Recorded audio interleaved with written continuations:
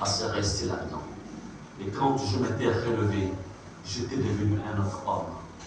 Quelle est ton expérience? Tu dois avoir une expérience. Non, tu n'auras pas la même expérience que moi, mais tu dois avoir une expérience. Pour que quand tu parles à quelqu'un de Jésus, tu sais de quoi tu parles. Ce n'est pas parce que tu l'aurais étudié d'abord dans un livre, mais parce que tu l'aurais expérimenté. Est-ce qu'on est ensemble? Et voyez-vous, cette expérience-là, comme ça, que je n'ai peur de rien par rapport au monde des ténèbres. Je n'ai peur de rien. Parce que tu es tellement conscient de ce que tu as vécu que rien ne peut te faire peur. Est-ce qu'on est ensemble? Mais lorsque tu n'as pas d'expérience, tu auras peur. Je me souviens du témoignage que je me rendais tout à l'heure, par rapport un peu à cette visitation. Il était 2h30 du matin, je vis quelqu'un en fait, qui venait, qui ouvrait en fait la porte de ma chambre, et puis il voulait rentrer. Et puis, oh, je me suis dit, ça c'est quoi ça? Alors je me suis levé et puis j'ai commencé à combattre. Est-ce qu'on est ensemble? Je suis un esprit régénéré par le Seigneur Jésus. Toi tu es un esprit aussi, mais un esprit des ténèbres. Alors, mais moi j'ai l'avantage d'être dans mon corps physique. Et quand je me réveille, là, la guerre change de dimension. Parce que toi, tu n'as que l'esprit. Moi, j'ai le corps et l'esprit. J'ai le corps et l'esprit. Amen. Mais quand tu n'as pas d'expérience, sur quoi vas-tu t'appuyer? Tu n'as pas d'expérience. Tu n'as pas l'expérience que Dieu vit avec toi, que tu es né. La seule chose que tu fais, c'est quand tu m'appelleras pasteur. Est-ce que je m'appelle toi, pasteur? Quelques soucis. Oui, le pasteur viendra, en fait, pas, il m'a fait la combattre. Mais la vérité, c'est qu'après, quand le pasteur est parti, il est revenu un mois après. Ah, si ça te plaît, le pasteur est l'autre. Recherchez l'expérience personnelle avec le Seigneur Jésus. Est-ce qu'on est ensemble? Amen. La guerre qui arrive, plus grande, quand je parle de guerre, je parle de guerre spirituelle. Ce ne sont pas des bébés qui peuvent tenir. Ce ne sont pas des personnes sans expérience qui peuvent tenir. Ce sont des hommes et des femmes qui ont une expérience avec Dieu, qui savent qu'on monte, qu'on descende. Je sais une chose, que Satan est sous mes pieds. Amen. Je porte la nature de Dieu. Ça, c'est pas parce que tu l'as lu, mais parce que tu l'as expérimenté.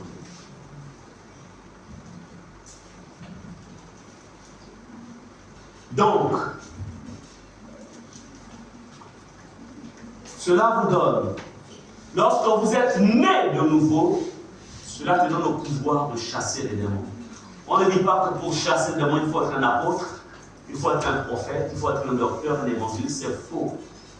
Si quelqu'un vous a prêché comme ça, il a voulu vous mettre, il a voulu être un gourou sur ta vie. Il faut tout simplement être né de l'esprit pour être capable de se faire obéir par un esprit malfaisant. Pour que tu puisses parler à la terre, il te faut être né de l'esprit. C'est ça l'avantage. Quand tu n'es pas né de l'esprit, tu vas venir à la terre.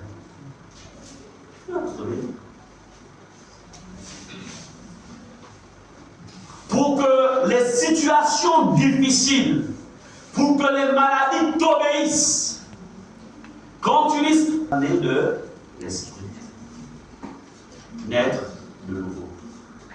Qui est né de l'esprit, quand il donne des ordres, ces ordres sont exécutés. Naître de l'esprit.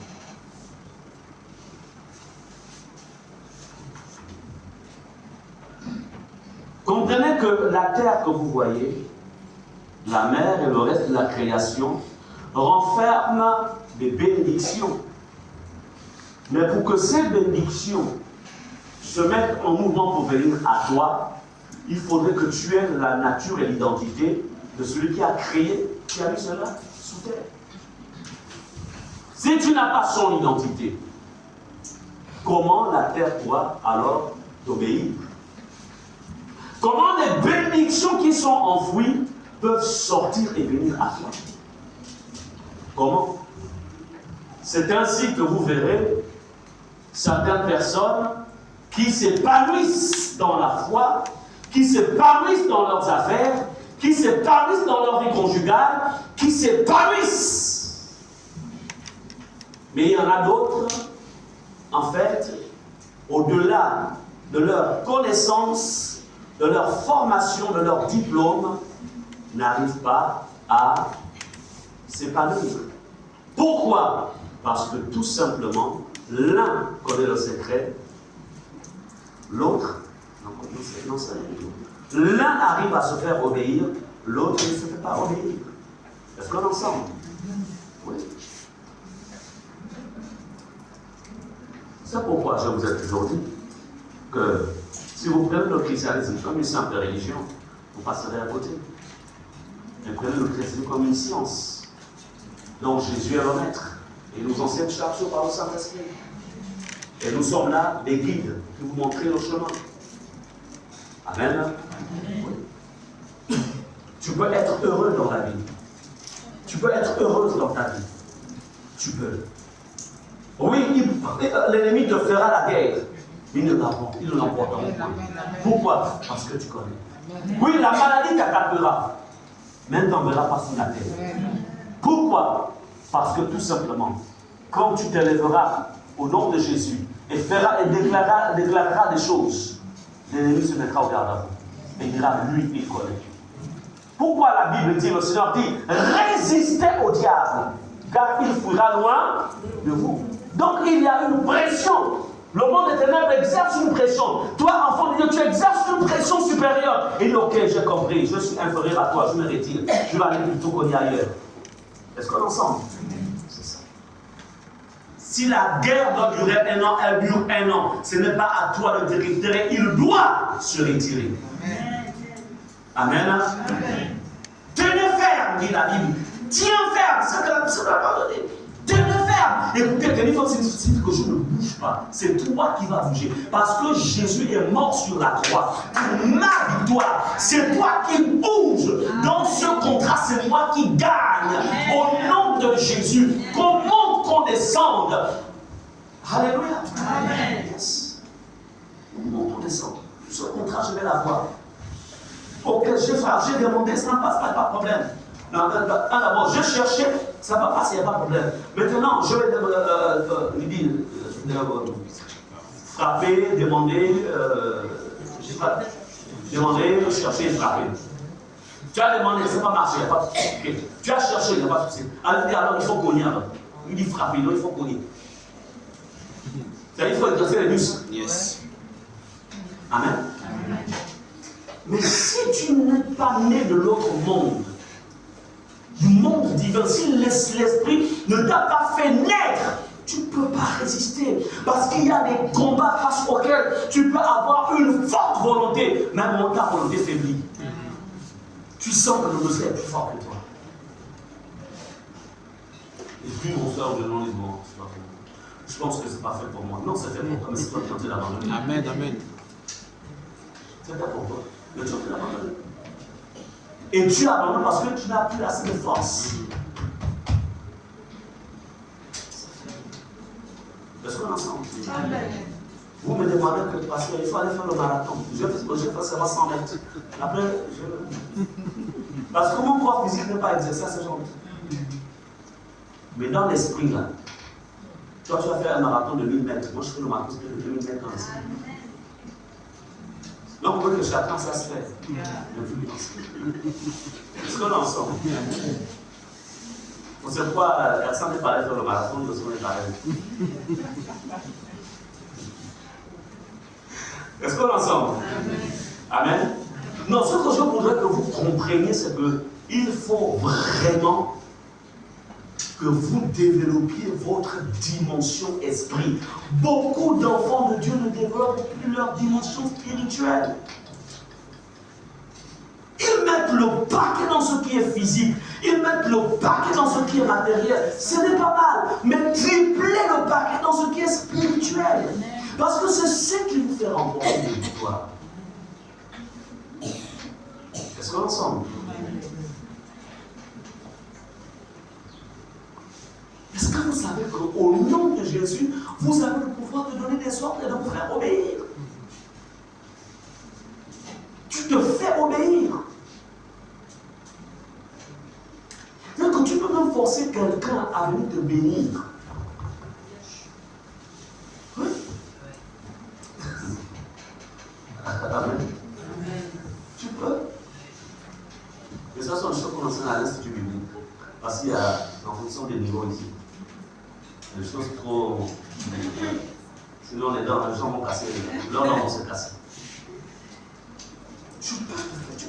Tu peux forcer quelqu'un à te faire obéir. À t'obéir plutôt. C'est possible. Écoutez. C'est-à-dire que Dieu avait prévu que Pharaon et tout son peuple devraient bénir le peuple qu'ils avaient soumis pendant 400 ans dans l'esclavage. Ils ont été forcés de bénir le peuple d'Israël au sortir d'Égypte. C'était des esclaves. Mais quand Dieu a dit, ils ne sortiront pas les mains vides. Tous vont sortir avec un patrimoine financier. Donc, tous ceux qui étaient sortis en Égypte sont sortis avec des richesses. Ils ne sont pas sortis pauvres. Est-ce que vous comprenez cela? Parce que la pauvreté, c'est un esprit. Et comme Dieu était venu les délivrer de l'esprit de pauvreté, parce que quand ils étaient esclaves, ils étaient dans la pauvreté. Alors Dieu va changer l'ordre des choses. Et il va dire, vous sortez de l'esclavage, vous sortez avec des richesses. Amen. Amen. Il a forcé la bénédiction, il faut les poursuivre. C'est pourquoi il faut vérifier ta nouvelle naissance. Il faut vérifier. Parce que tu ne peux pas être né de l'esprit et être un homme ou une femme qui passe son temps à subir les effets de ce siècle. Tu ne peux pas subir. En vérité, chacun d'entre vous devait être des princes ou des dieux dans les domaines qui sont les vôtres. Que voudrais-je dire par là? Tu as ouvert un kiosque de vente de produits. En vérité, ce kiosque devait être un kiosque qui attire tellement d'ordre, tellement de clients, que en fait, tu te dirais même si il me faut trouver quelque chose de plus grand. Est-ce qu'on est ensemble? C'est ça la vérité. Tu as peut-être ouvert un garage. C'est-à-dire que tu te retrouveras sans. Tu diras, mais il me faut un endroit plus grand pour stocker encore. Recevoir d'autres véhicules. Mais si tu ouvres le garage et que par semaine tu ne reçois qu'un véhicule, il y a un problème. Et l'autre à côté qui n'a pas le même Dieu que toi, lui reçoit moins 20 véhicules par jour. Il y a un problème. Ah, pasteur, c'est que j'essaie de faire, ne marche pas, tout ce que je fais ne marche pas. Le problème, c'est qu'il y a un souci, tu ne maîtrises pas qui tu es. Est-ce que tu es né de nouveau? Quelle est ta dimension de naissance spirituelle? Vous savez, il y a parfois des prématurés. Quand quelqu'un est né prématuré, les prématurés, ça la dimension des prématurés, c'est pour partout, tout ce qui fait prématuré. Tout ce qui touche prématuré. Il ouvre un petit quelque chose, ça, prématuré. Juste une semaine après, boum, comme des sacerdotes, bon, ça tombe. Mais quand tu es bien né, tout évolue. Donc comprenons encore une fois que la foi, la nouvelle naissance, certes, nous conduit, nous garantit l'éternité avec Dieu. Mais la nouvelle naissance, la véritable nouvelle naissance a un impact dans ta vie au quotidien. La nouvelle naissance a un impact dans ta vie en famille, dans ta vie sur le plan conjugal si tu es marié, dans ta vie au travail. Quels que soient les domaines, la nouvelle naissance a un impact. Amen.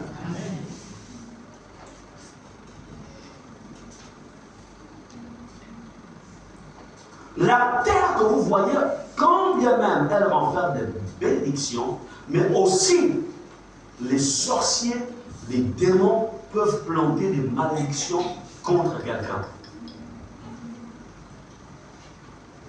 Peuvent planter des malédictions. Du genre, c'est ton entreprise, c'est ta boutique, c'est ton business, c'est ta salle de classe, etc. La personne vient dans la nuit, plante les choses, tu ne les vois pas, parle avec la terre et dit à partir de maintenant, cette boutique, cette entreprise, il n'y aura plus de clients. Et pourtant, tu es une femme, un homme qui a de l'expérience, mais depuis un certain temps, les clients deviennent rares. Oui. Mais si tu ne sais pas comment il faut fonctionner, tu vas te décourager, tu vas fermer, tu vas mettre la clé, comme on dit, la clé sur le. Voilà.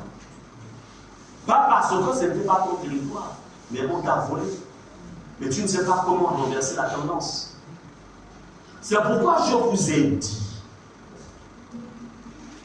la sainteté n'est pas une option pour un enfant de Dieu.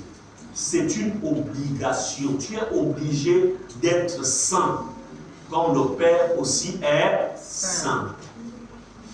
Les victoires se gagnent sur la base d'une vie de sainteté. C'est-à-dire haïr le péché. Amen. Et aimer la justice. Ça marche. Tu ne peux pas aimer le péché et penser que quand tu parleras à la terre, elle va t'obéir. Même si tu m'appelles, pasteur, viens prier pour moi. La terre dira, toi, pasteur, je te connais, même elle, je ne la connais pas. Chacun d'entre nous sommes, en fait, chacun a ses combats. Répétez, chacun a ses combats. Chacun a ses combats.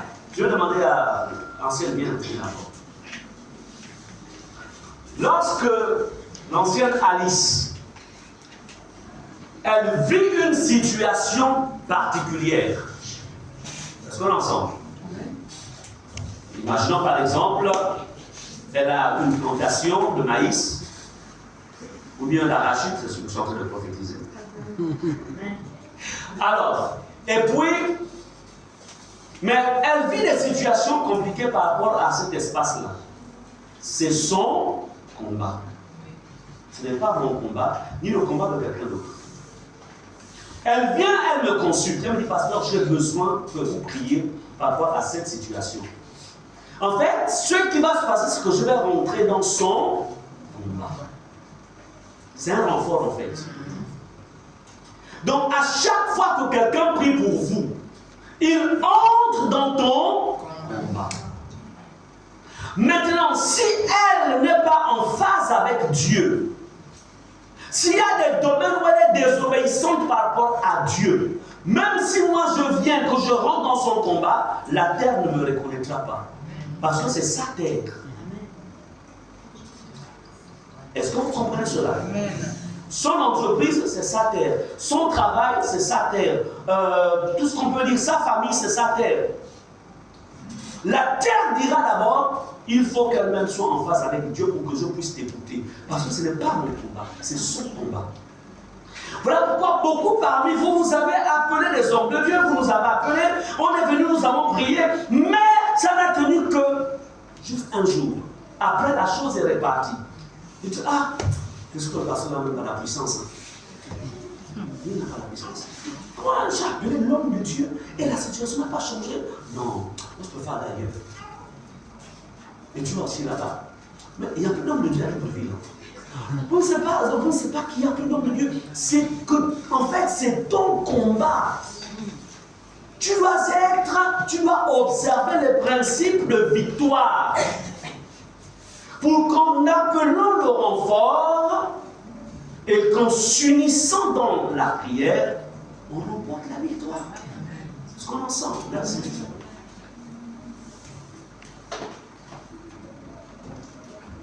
C'est un combat. Allez-y dans le livre des rois. Non, n'ouvrez pas maintenant, je vous le ferai à la maison. Dans le livre de 1 roi, le roi Akab, le gars était un pécheur invétéré. Roi d'Israël. Il vivait dans le péché avec sa femme Jézabel. Ils ont vraiment causé l'idolâtrie dans tout Israël. Et Akab, malin qu'il était, il va avoir une guerre contre un roi d'une autre nation, un roi païen bien sûr. Vous savez, avec plusieurs peuples, Amalekite et autres, bref. Alors, ce qui va se passer, c'est que, écoutez, c'était son combat. Ce n'était pas le combat d'un autre roi.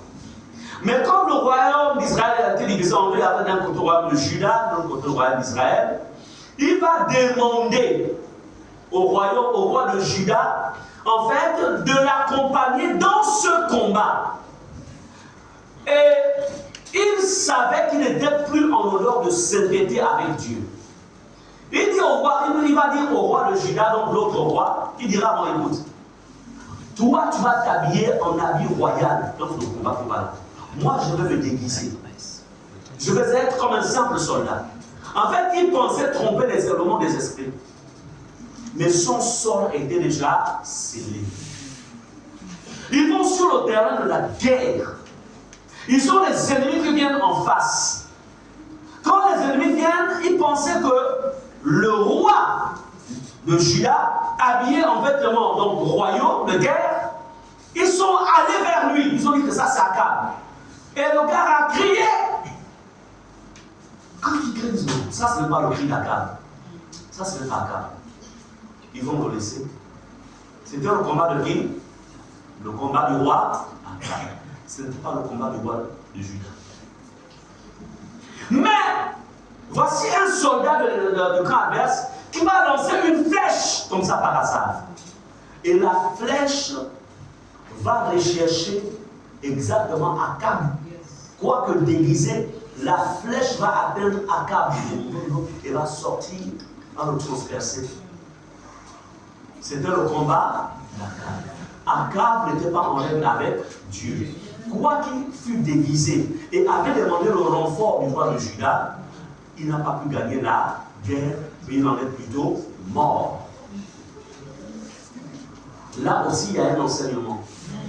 On ne rentre pas dans n'importe quel combat. Frère, viens m'aider dans la prière. Sœur, je vous ai fonctionné pendant 3 jours. Ok, parle d'abord de ta vie. Comment tu vis avec Dieu? Parce que dès l'instant où on s'unit dans le jeûne, on s'unit dans la prière, on s'unit, ça veut dire que tes ennemis deviennent mes ennemis. C'est comme ça que ça se passe. Et tu ne comprendras pas, tu t'es uni à quelqu'un qui s'en fout des rois de Dieu, il ne craint pas Dieu, il vit comme il veut, etc. Et toi, tu as dit, ma spiritualité là, je peux. Non. Tu risqueras d'être tué. On ne rentre pas dans les combats des autres tant que tu ne sais pas comment la personne vit avec Dieu. La puissance du nom de Jésus n'agit pas n'importe comment. Il y a des exigences. Si ces exigences ne sont pas observées, rien à faire. Amen. Amen. Qu'est-ce qui a été sémé? Voilà pourquoi, il nous reste pratiquement une semaine ou 2.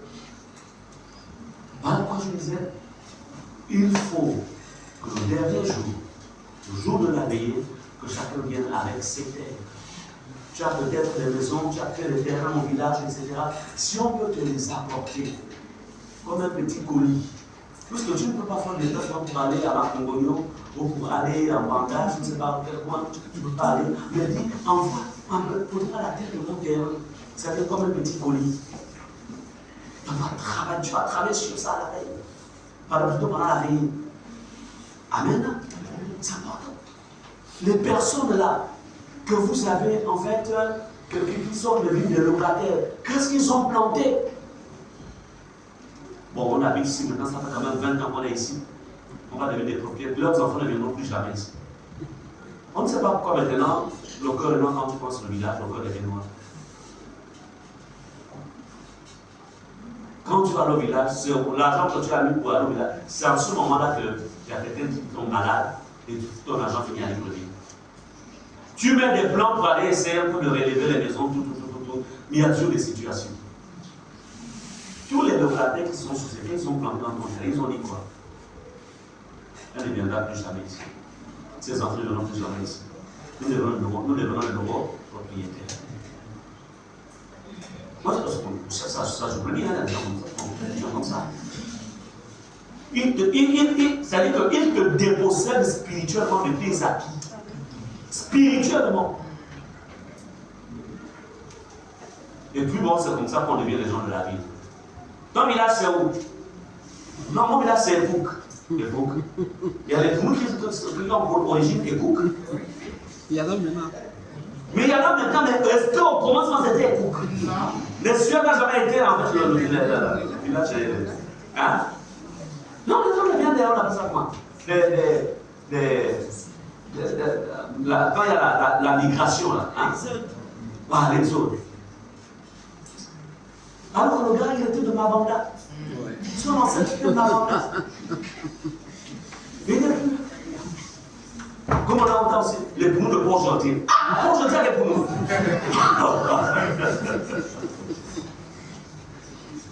On t'a volé le village. Amen. Amen. Non, mais c'est sérieux.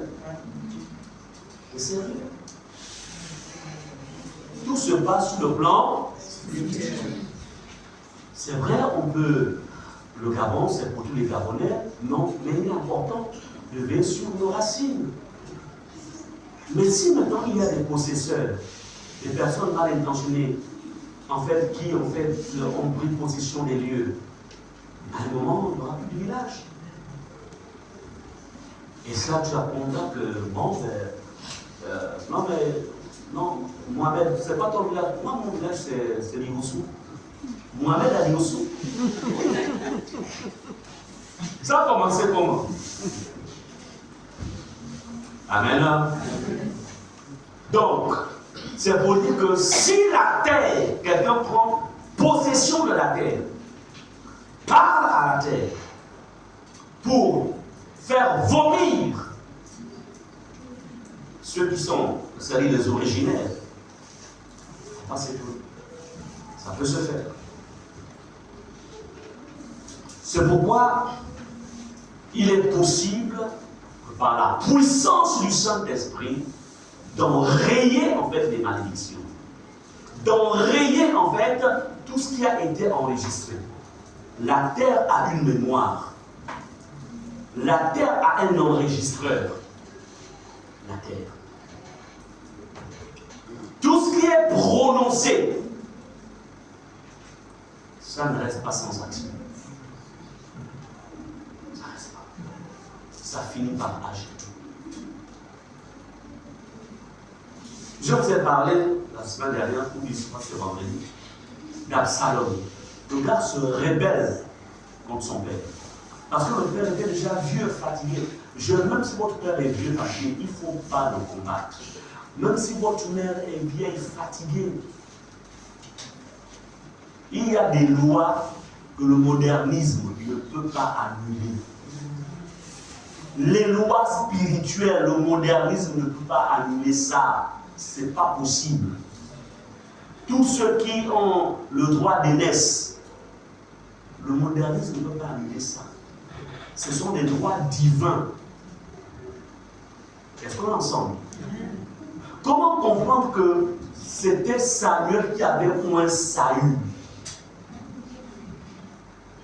Mais lorsque Saül est devenu roi, quand Samuel s'était détourné des voies de Dieu, Dieu envoie Samuel pour aller prendre David.